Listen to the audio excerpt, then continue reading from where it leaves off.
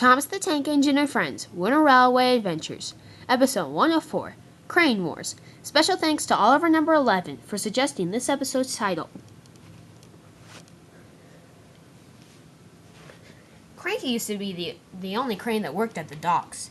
But when traffic flow increased at the docks, Sir Topham had decided to buy a new crane. His name was Colin. He was shorter than Colin, but he does a lot more work than he does. Cranky doesn't like this at all, and vows one day to get revenge. One day, Bolstro arrived with a lot of packages. Special delivery, he called. Colin, all of these are for you.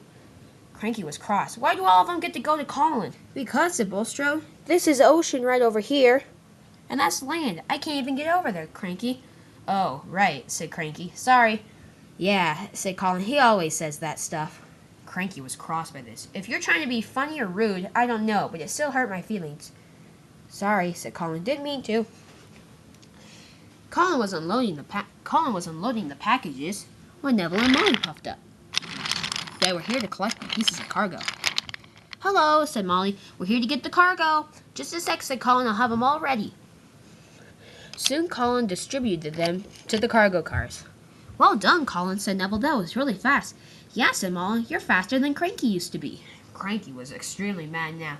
Oh, whatever, he said. He's smaller. The packages don't have to go much higher before they can reach their top level. It's just math, you know. We know, said Molly, but they really actually didn't get it. Come on, Neville, let's go. And the two of them set off.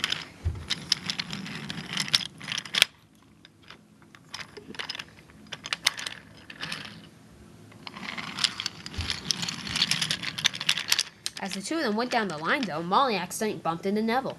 One of her cargo piece came loose, and it toppled onto the ground.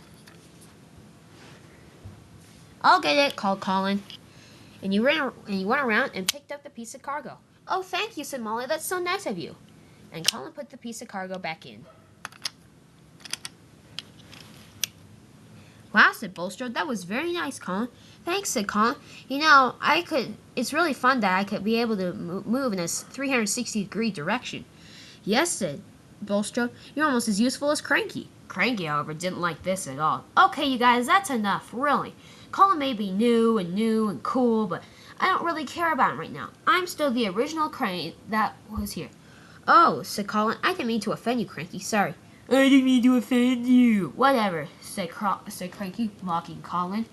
You're so small. The only reason you're small is because they weren't able to fit you in here. Colin gasped. That's mean, he said. Well, at least I don't have my name printed all over me, so people have to remember my name. Everybody knows I'm Colin, the fantastic new crane. Ha, said Cranky. Well, at least my hook isn't red. Mine's gray, like the color I am. Well, at least it stands out, said Colin. And I have a ladder here too.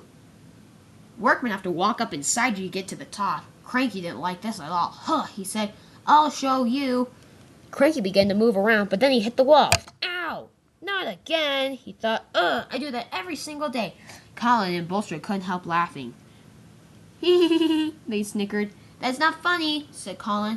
Actually, said Bolstro, it really is. Then you two better stop fighting. Sir Topham Hatt won't like it a bit. Yeah, Colin, you better stop fighting, said Cranky, very cross. Hey, you started it too. Did not.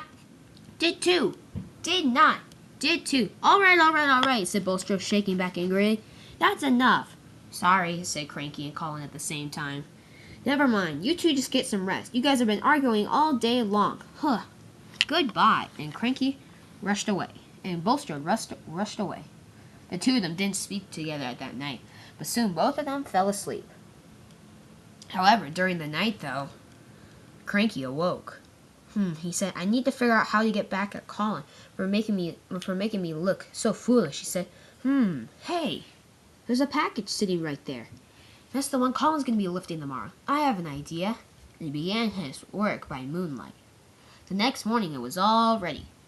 Colin felt bright and cheerful. Wow, he said, just another day at the docks. Oh, look, here come Molly and Neville again. I wonder what they're up to.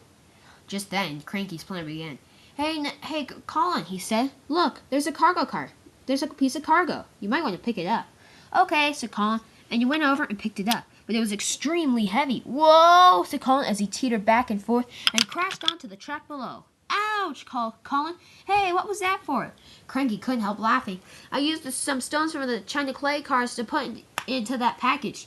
It's really surprising. That package weighs more than you do. That's not funny, called Colin. Bulstrode soon arrived. What's going on here?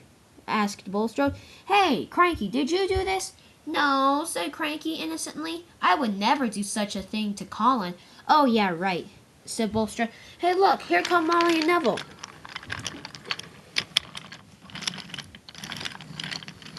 Molly tried backing in, but she couldn't go far. Uh-oh, Colin, what are you doing blocking the track? It's not Colin's fault, it's Cranky's fault, said Bulstrode. He played a trick on him. Hey, that's not very nice, said Molly. Neville and I used to get mad at each other all the time, but it was a friendly rivalry. It looks like you guys have gone full throttle now.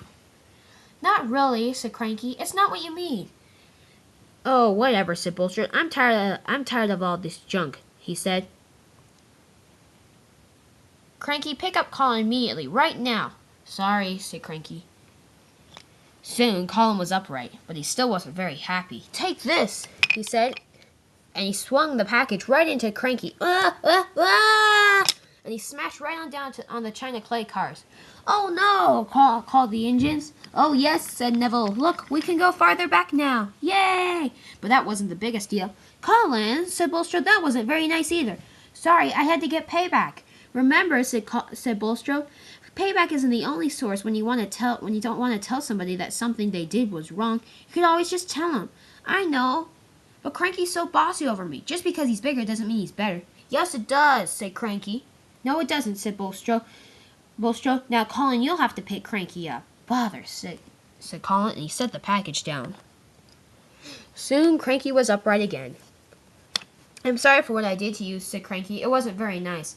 I'm sorry, too, said Colin. It wasn't very nice of what I did, either. Good, said Bulstrode. Are we all friends again?